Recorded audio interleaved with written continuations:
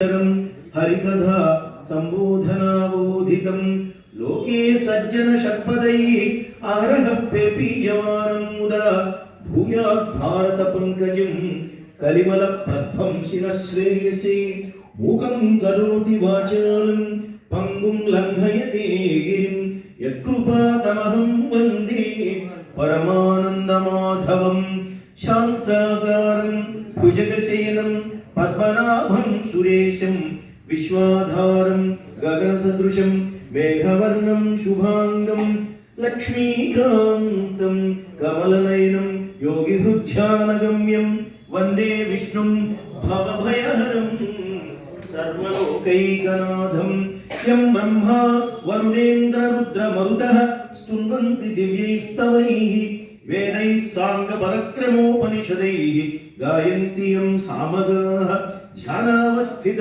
तद्गतेन मनसा पश्यन्ति यं योगिनो यस्यान्तं न विदुःसुरासुरगणाः देवाय तस्मै नमः। श्रीमद्भगवद्गीता माहात्म्यम्।